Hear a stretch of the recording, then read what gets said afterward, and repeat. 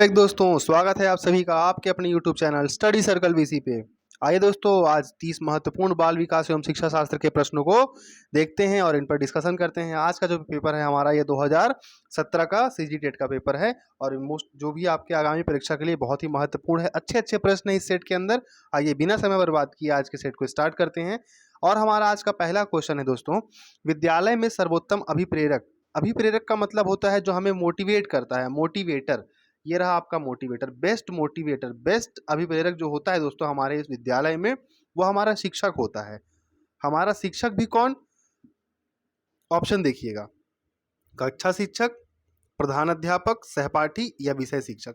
तो हमारा जो सबसे बेस्ट मोटिवेटर होता है दोस्तों, ये होता है हमारा विषय शिक्षक, हमारा सब्जेक्ट टीचर। ठीक है, और काफी इंपॉर्टेंट प्रश्न है ये, हमारा सब्जेक्ट टीचर। इस सेट के सारे प्रश्न बहुत ज्यादा इंपॉर्टेंट है। अगला प्रश्न है दोस्तों, बच्चों के निष्पादन को प्रभावित करने वाला, प्रभावित मतलब उसको इन्फ्लुएंस करने वाला, ठीक है, उनके परफॉर्मेंस, निष्पादन मतलब होता है उनके परफॉर्मेंस को प्रभावित करने वाला शाला से संबंधित प्रमुख कारक कौन सा है? ठीक है, पाठ्यक्रम का विकास, शिक्षकों की वेतन में वृद्धि, सतत मूल्यांकन, दृश्य सभ्य सामग्री। तो याद रखिएगा कि शाला के अंदर की अगर मैं बात करूं, स्कूल के अंदर की अगर मैं बात करूं, तो सतत सतत मूल्यांकन जो होता है उनका, कंटिन्यूअस इवैल्यूएशन, ये सबसे ज्यादा उनके परफॉर्मेंस को प्रभावित करता है। क्लियर हो गया? सतत मूल्यांकन जो होता है वो सबसे ज्यादा प्रभावित करता है बच्चों के परफॉर्मेंस को।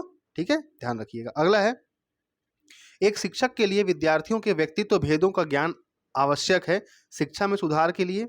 अब ये शिक्षक के लिए विद्यार्थियों के व्यक्तित्व भेदों का ज्ञान क्यों आवश्यक है पूछ रहा है? शिक्षा में सुधार के लिए नहीं, सामूहिक शिक्षण के लिए नहीं, विद्यार्थियों के वास्तविकता की जानकारी के लिए जी नहीं, विद्यार्थियों को वास्तविक आवश्यकता के अनुरूप बना सकें। तो थर्ड का आंसर क्या हो जाएगा दोस्तों? तीसरा क्या है? बच्चों की वास्तविक जानकारी के लिए क्या करेंगे, क्या करेगा टीचर, लेकिन उसके विद्यार्थियों को उनकी आवश्यकता के अनुरूप बना सकें। बिल्कुल, ये ऑप्शन बिल्कुल पॉजिटिव है और एकदम सही जम रहा है, बिल्कुल पॉजिटिव है और सही जम रहा है ना। थर्ड का उत्तर क्या हो गया? Option number D. अगला प्रश्न है, देखिए अगला जो प्रश्न है दोस्तों, इसको ना आयोग के द्वारा इसका जो आंसर है वो नहीं दिया गया, इसे विलोपित कर दिया गया था। पूछा है, सह संबंध नहीं है, फ्रोबेल खेल, मारिया मांटेसरी अलग सोच, केलर सहायक शिक्षण, गांधी जी प्रदूषित। अगला जो क्वेश्चन है दोस्तों, ये बुद्धि लब्धि का है, बहुत ज्यादा इंपॉर्टेंट होने वाला है, मैं आपको पूरा सॉल्व करके दिखाऊंगा। प्रश्न है, एक इससे भागना नहीं है ना, एकदम आसान प्रश्न है। एक बालक की मानसिक आयु 15 साल है और शारीरिक आयु 12 साल है। एकदम आसान प्रश्न है, बिल्कुल टेंशन लेने जरूरत ही नहीं है इस प्रश्न में, कैसे आएगा क्या होगा। मानसिक, अब जब भी आपको आए ना, चुपचाप ऊपर में लिखिएगा मानसिक आयु बटे या तो कलानुक्रमिक आयु या फिर शारीरिक आयु, जो भी दिया रहेगा, कलानुक्रमिक आयु या शारीरिक आयु। मैं इंग्लिश में लिख रहा हूँ शारीरिक आयु को ऐसे, कलानुक्रमिक आयु को के ए और मानसिक आयु को एम ए। ठीक, यहाँ पे आपको क्या दिया हुआ है दोस्तों? यहाँ पे आपको शारीरिक आयु दिया हुआ है ऐसे, है ना, चुपचाप, और इनका गुणा कर दीजिएगा 100 के साथ। ठीक, मानसिक आयु है दोस्तों 15/12 गुणित 100। चलिए, मेरा जो मैथ्स है वो थोड़ा फास्ट है, जल्दी से काट लेते हैं। 3 चौक 12 या 3 4 जा 12 और 3 5 जा 15, और 4 से 100 जो कटता है ये 25 बार में कटता है। तो 25 इंटू 5, 25 पंचे 125। देख लीजिए ऑप्शन में आपका 125 ऑप्शन नंबर बी है, और यही आपका क्या हो जाएगा? आंसर हो जाएगा। समझ में आया? मानसिक आयु बटे शारीरिक आयु या कलानुक्रमिक आयु, क्रोनोलॉजिकल एज बोलते हैं उसको, 15/12 गुणित 100। अच्छा लगा? अच्छा लगा तो अगर अभी तक आपने सब्सक्राइब नहीं किया तो सब्सक्राइब जरूर कर लीजिएगा, और जितना अधिक से अधिक हो सके लाइक करिए, शेयर करिए, ठीक है, ताकि हमें भी और अच्छा मोटिवेशन मिले और भी अधिक से अधिक चीजें हम बेस्ट आपके सामने प्रेजेंट कर सकें। अगला है दोस्तों, मूल्यांकन एक सतत प्रक्रिया है जिसमें सम्मिलित है, मूल्यांकन क्या है? एक सतत प्रक्रिया है, कंटिन्यूअस प्रोसेस है ना। इसमें क्या क्या सम्मिलित है? सीखने वाला पाठ्यक्रम, शिक्षण के उद्देश्य, उपरोक्त सभी, चुपचाप उपरोक्त सभी। अगला, विद्यार्थियों में नैतिक मूल्यों का विकास महत्वपूर्ण होता है, आप इस विकास के लिए करना चाहेंगे क्या?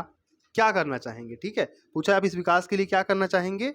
तो नैतिक मूल्यों से संबंधित कार्यों द्वारा उत्साहवर्धन, व्याख्यान का आयोजन, जी नहीं, व्याख्यान का आयोजन नहीं करेंगे। नैतिक मूल्यों पर आधारित कहानियों का प्रदर्शन नहीं, स्वयं को आदर्श के रूप में प्रस्तुत करना, जी हाँ, स्वयं को एक आदर्श के रूप में क्या करेंगे दोस्तों? प्रस्तुत करेंगे। ठीक है, अगला प्रश्न है, निम्न में सही कथन पर चयन विचार करना है। ठीक है, अब देखिएगा मैं इस प्रश्न को पढ़ रहा हूं।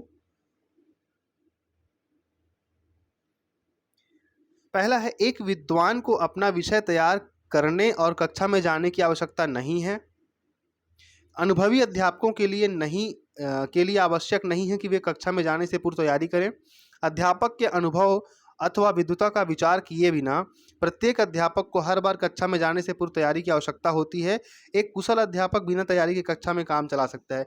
दोस्तों, हम लोग जब कक्षा में जाएं तो हमें वहाँ देश का भविष्य बनाना है, ठीक है। काम चलाने के लिए नहीं जाना है कि बस काम चलाने चले गए टेम्परेरी बेसिस पे फालतू फोकट फॉर्मेलिटी निभाने, ऐसा नहीं होना चाहिए। बच्चे देश का भविष्य होते हैं। बच्चे, छोटे बच्चे जो होते हैं वो मतलब कच्ची मिट्टी है, उनको आप जिस प्रकार से ढालेंगे वो उसी प्रकार से ढल जाएंगे। आज अगर हम उनको कमल पढ़ना सिखाएंगे तब वो कल कमल पढ़ेंगे, अथवा वो अगर हम उन्हें कोमल पढ़ा देंगे कमल तो उनके दिमाग में कोमल बस जाएगा, ठीक है। तो इस चीज़ को ध्यान रखना है कि बिना तैयारी के नहीं जाना है। तो जो आपका ऑप्शन बिना तैयारी वाला है वो तो ऑटोमेटिक पहले ही क्या हो गया, गलत हो गया। एक विद्वान को अपने विषय तैयार करने और कक्षा में जाने की आवश्यकता नहीं है बोल दिया, गलत है। दूसरा, जाने से पूर्व तैयारी नहीं करनी है, ये भी गलत है। तीसरा, अध्यापक के अनुभव अथवा विद्वता का विचार किए बिना, हाँ, बिना सोचे हमको हर टीचर को कम से कम कुछ तैयार करके ही क्लास के अंदर जाना है। इस प्रकार इस प्रश्न का सही उत्तर क्या हो गया, ऑप्शन नंबर सी। अगला प्रश्न की बात करते हैं दोस्तों, समावेशित शिक्षा से अभिप्राय क्या है? ठीक है, अनुसूचित जाति तथा अनुसूचित जनजाति के बच्चों को शिक्षा, अपंग एवं सामान्य बच्चों की एक साथ शिक्षा, बहुकोटि विन्यास द्वारा शिक्षा, ठीक है, बहुकोटि विन्यास द्वारा शिक्षा, या फिर अल्पसंख्यक बच्चों की शिक्षा। यहाँ पे दोस्तों समावेशित शिक्षा का मतलब होता है बहुकोटि विन्यास द्वारा शिक्षा, मतलब मल्टी ग्रेड सेटिंग में उनको एजुकेशन देना है, ठीक है, ध्यान रखिएगा ना। तो एसटी एससी ओबीसी की तो बात ही नहीं करनी है यहाँ पे। आगे बढ़ते हैं, अधिगम विकलांग बच्चे अधिकतर होते हैं जो लोग पढ़ने लिखने में थोड़े कमजोर होते हैं, अधिगम विकलांग, वो निम्न स्तर की बुद्धि वाले होते हैं, याद रखिएगा, ठीक है। कैसे होते हैं दोस्तों? वो निम्न उपलब्धि वाले होते हैं। क्लियर? आगे बढ़ें, चलिए अगला प्रश्न है हमारा, प्रभावी अधिगम हेतु अधिगम कार्य कैसा होना चाहिए? ठीक है, कैसा होना चाहिए? पुरस्कार रुचिकर, अधिगमकर्ता की परिपक्वता स्तर के अनुरूप, अधिगमकर्ता की परिपक्वता स्तर के कम। दोस्तों, परिपक्वता स्तर से कम तो बिल्कुल नहीं होना चाहिए, कम रहेगा तो काम नहीं चलेगा, बिल्कुल उनके अनुरूप होना चाहिए, ठीक है। यही इस प्रश्न का क्या हो गया, सही उत्तर। प्रभावी अधिगम हेतु अधिगम कार्य का कैसा होना चाहिए? अधिगमकर्ता की परिपक्वता के अनुरूप होना चाहिए, है ना। चलिए अगला है, शारीरिक विकास उसके अंगों, इंद्रियों तथा शक्तियों का विकास का होना, जहां तक संभव हो बालक की आंतरिक क्षमताओं का स्वच्छंद विकास करना चाहिए। अब देखिए, इतना लंबा चौड़ा सेंटेंस दिया हुआ है, ठीक, इतना लंबा चौड़ा सेंटेंस, आप बस इतना याद रखिएगा पूरे सेंटेंस में, बालक को जीना सिखाना शिक्षक का कार्य यही है। बालक को जीना सिखाना शिक्षक का ही कार्य है। यह फ्रोबेल भाई साहब ने कहा था। किसने कहा था दोस्तों? ये फ्रोबेल ने कहा था। बालक को जीना सिखाना किसका काम है? शिक्षक का काम है, फ्रोबेल ने कहा था, ठीक है, खेल शिक्षण विधि। अगला है, प्रतिभा संपन्न बालकों की नकारात्मक विशेषता, नेगेटिव सेंटेंस के बारे में पूछ रहा है। प्रतिस्पर्धा रखने की प्रवृत्ति, जोखिम लेने की प्रवृत्ति, उपलब्धि उन्मुख, कभी कभी अधीरता तथा ध्यान केंद्रित न करना। तो इस प्रश्न का सही उत्तर क्या हो जाएगा? कभी कभी अधीरता तथा ध्यान केंद्रित न करना, ये नकारात्मक विशेषता है उनकी, है ना। कभी कभी अधीरता एवं ध्यान केंद्रित न करना, ये प्रतिभा संपन्न बालकों की नकारात्मक विशेषता है। अगला प्रश्न है दोस्तों 14 नंबर, अधिगम संबंधी कठिनाइयों और कमियों के स्वरूप का निर्धारण कैसे होता है? ठीक है, तो कैसे होता है? जब हम उनको डायग्नोज करते हैं, जब हम उनका निदान करते हैं, निदानात्मक परीक्षण से हमको पता चलता है कि उनमें क्या क्या प्रॉब्लम है, कमियों का स्वरूप और कठिनाइयां क्या क्या है, उनके डायग्नोज करने से पता चलता है, ठीक है। अगला है, निम्न में से बहुबुद्धि का प्रकार नहीं है। मैं आपको एक वीडियो पूरा का पूरा बहुबुद्धि का दे दूंगा, बुद्धि का प्रकार, बहुबुद्धि का सिद्धांत किसने दिया, कितनी बहुबुद्धि होती है, सारी चीजें रहेंगी। Most of the most important होगा, और ऐसा होगा कि लगभग जितने भी कंटेंट इस तरह के जो प्रश्न आते हैं वो आपके वहीं से फंस जाएंगे। भाषाई बुद्धि होती है, स्थानिक बुद्धि होती है, अंतर्वैयक्तिक बुद्धि होती है, लेकिन विश्लेषणात्मक बुद्धि नहीं होती है, याद रखिएगा। तो 15 का जो सही आंसर हो गया दोस्तों वो क्या हो जाएगा? विश्लेषण बुद्धि, बुद्धि का प्रकार नहीं है। अंतर्वैयक्तिक बुद्धि भी है और अंतःवैयक्तिक भी है और अंतरावैयक्तिक भी है, इंटर भी है, इंट्रा भी है। अगला, वह बच्चे जिनकी मानसिक आयु उनकी कालानुक्रमिक आयु से कम होती है वो क्या कहलाते हैं? अब ऐसे बच्चे जिनकी मानसिक आयु उनकी कालानुक्रमिक आयु से कम है, मतलब कोई 10 साल का बच्चा है, उसकी आयु 10 साल के बच्चे जैसे होनी चाहिए, लेकिन वो उससे भी कम है, मतलब वो बालक क्या है दोस्तों? वो मंद है, ठीक है, वो मंदित बालक है। क्या है वो? मंदित बालक है। अगला प्रश्न है, उच्च स्तरीय ज्ञानात्मक कौशलों का विकास करने में निम्नलिखित में से सर्वाधिक उपयुक्त कौन होगा? व्याख्यान प्रदर्शन, भूमिका अभिनय, चर्चा सत्र या खोज अधिगम? तो इसमें सही आंसर क्या हो जाएगा दोस्तों? खोज अधिगम। क्लियर हो गया? सबसे ज्यादा इंपॉर्टेंट रोल कौन सा प्ले करेगा? तो आपका इंक्वायरी लर्निंग, खोज अधिगम। उच्च स्तरीय ज्ञान का कौशल विकास करने में सबसे इंपॉर्टेंट कौन होगा? खोज अधिगम। अगला प्रश्न है, अगर शिक्षक बच्चों को शिक्षा से बाहर मिट्टी में खेलता पाता है तो वो क्या करेगा? बच्चों को समझाकर अपनी पाठ्य योजना के उद्देश्यों को पूरा करे, एक नए उद्देश्यों के साथ उस पल को यादगार बनाए, बच्चों को उनकी रुचि के अनुसार खेलने दे, या बच्चों को अनुशासन सिखाए। नहीं जी नहीं, हम उनको तो अनुशासन नहीं सिखा सकते हैं, ना ही हमको उनको अनुशासन सिखाना है, तो ये ऑप्शन गलत हो गया।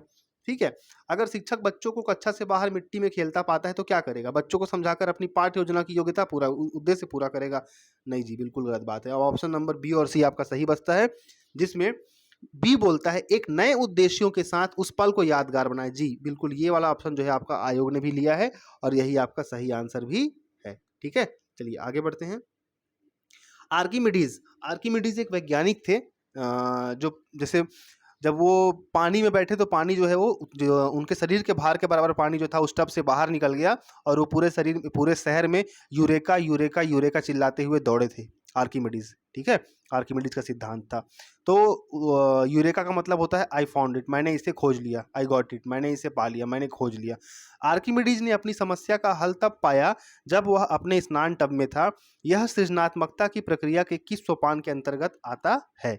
किसके अंतर्गत आता है दोस्तों? यह आता है उद्भवन के अंतर्गत। याद रखिएगा, इस क्वेश्चन को आपको ध्यान रखना पड़ेगा।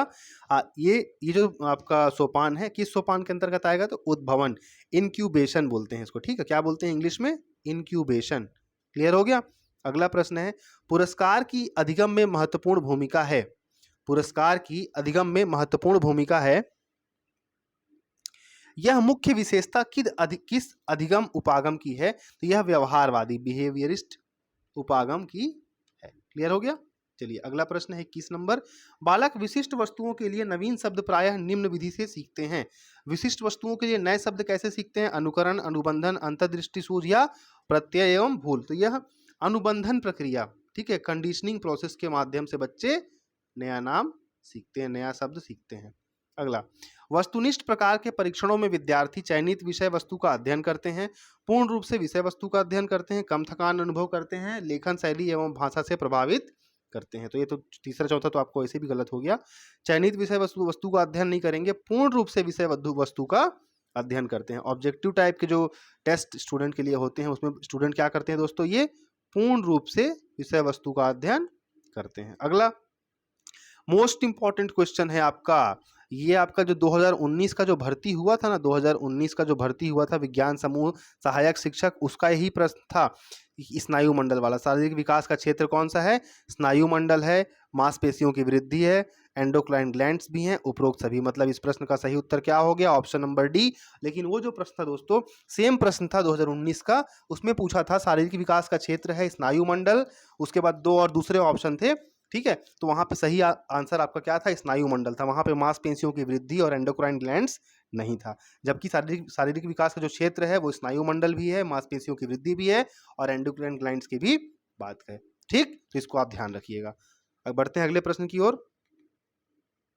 अगला प्रश्न है, सोच की प्रक्रिया जिसमें विचारों की उत्पत्ति या नए एवं मौलिक और लाभप्रद विचार समाहित हों, क्या कहा जाएगा? रचनात्मक, नवाचार, बुद्धिमत्ता या सिनेटिक्स? क्या कहा जाएगा दोस्तों? रचनात्मकता। क्या कहा जाएगा? क्रिएटिविटी, रचनात्मकता।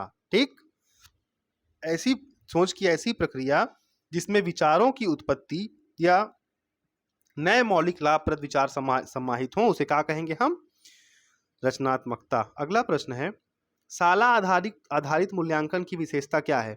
एक ही समय में सभी के लिए एक ही कार्य का समायोजन, शिक्षक के लिए प्रतिक्रिया कम या नहीं, शिक्षण व सीखने में सुधार की कमी, उपरोक्त सभी। अब शाला आधारित मूल्यांकन क्वेश्चन नंबर 25 का सही आंसर क्या हो जाएगा दोस्तों? ऑप्शन नंबर डी में मत जाइएगा इस समय। ठीक है, तो इसमें क्या है, दूसरा और तीसरा गलत है। शिक्षण के लिए प्रतिक्रिया कम या नहीं, शिक्षण व सीखने में सुधार की कमी, क्यों, ऐसा क्यों होगा? इसलिए इस प्रश्न का सही उत्तर क्या हो जाएगा? एक ही समय में सभी के लिए एक ही कार्य का समायोजन। एक ही समय में सभी के लिए एक ही कार्य का क्या हो जाएगा? समायोजन। अगला प्रश्न है, बालक अपने वातावरण के साथ अंतःक्रिया द्वारा, ठीक है, अंतःक्रिया द्वारा क्या करते हैं, अपनी समझ का निर्माण करते हैं। यह कथन दिया था दोस्तों पियाजे भाई साहब ने। किसने दिया था? महान वैज्ञानिक हैं पियाजे का संज्ञानात्मक विकास का क्षेत्र आपको ध्यान रखना चाहिए, पियाजे का संज्ञानात्मक विकास का क्षेत्र। ठीक है, क्लियर है। चलिए अगले प्रश्न की ओर आगे बढ़ते हैं। अधिगम का परिणाम क्या है? मस्तिष्क में नवीन ज्ञान का संचय, अधिक सूचनाएं प्राप्त करना, पूर्व अनुभवों का उपयोग करने की उपयोगिता, रूपांतरण का विकास, मॉडिफिकेशन एंड डेवलपमेंट। तो इसका सही आंसर क्या हो जाएगा दोस्तों? रूपांतरण एवं विकास। अधिगम का परिणाम क्या है? रूपांतरण एवं विकास। अगला प्रश्न है, किसने कहा है? अब ये बात आती है किसने कहा है, अन्य बालकों की विभिन्नताओं के मुख्य कारणों को प्रेरणा, बुद्धि, परिपक्वता, पर्यावरण संबंधी उद्दीपन की विभिन्नताओं द्वारा व्यक्त किया जा सकता है। ये कहा है गैरिसन ने। गैरिसन नाम के एक वैज्ञानिक थे, उन्होंने ये कहा है दोस्तों। इसको आपको बिल्कुल बाय हार्ट याद करना ही पड़ेगा। अन्य बालकों की विभिन्नताओं के मुख्य कारणों को प्रेरणा, बुद्धि, परिपक्वता, पर्यावरण संबंधी उद्दीपन की विभिन्नताओं द्वारा व्यक्त किया जा सकता है। यह किसने कहा था? गैरिसन व अन्य ने। अगला प्रश्न है 29 नंबर, एक बालक को अधिगम हेतु अभिप्रेरित करने का सर्वोत्तम तरीका क्या है? उसके गर्व एवं आत्मसम्मान की भावना को जांचना, उसके पास पूर्व से उपस्थित प्रेरकों को सही दिशा देना। जी दोस्तों, बिल्कुल यही है। उसके असफलता अथवा दंड के द्वारा डराना, अरे भैया नहीं। उसकी प्रशंसा द्वारा लुभाना, जी नहीं। उसके पास पूर्व से उपस्थित प्रेरकों को सही दिशा देना। ठीक है, यही सबसे बेस्ट तरीका होगा।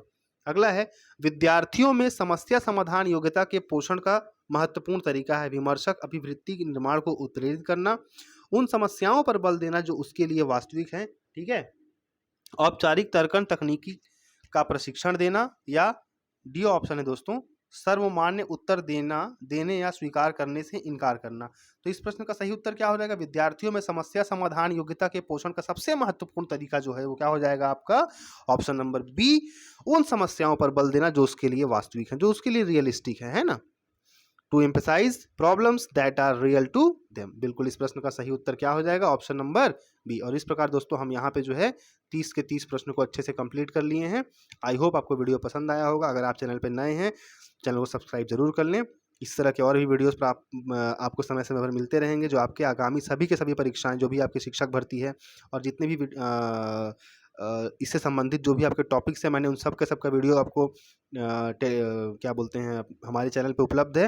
प्लेलिस्ट बनी हुई है, हिंदी की अलग है, बाल विकास की अलग है, सामाजिक विज्ञान की अलग है, और ठीक है, इसी प्रकार मैं इंग्लिश के भी कुछ कंटेंट आपको प्रोवाइड कराऊंगा दोस्तों, जो मोस्ट इंपॉर्टेंट होकर सीडीपी के रिगार्डिंग 3-4 क्वेश्चन आने की पॉसिबिलिटी बहुत ज़्यादा होगी वहाँ से। ठीक है, और मिलेंगे बहुत अगले वीडियो में। तब तक के लिए धन्यवाद।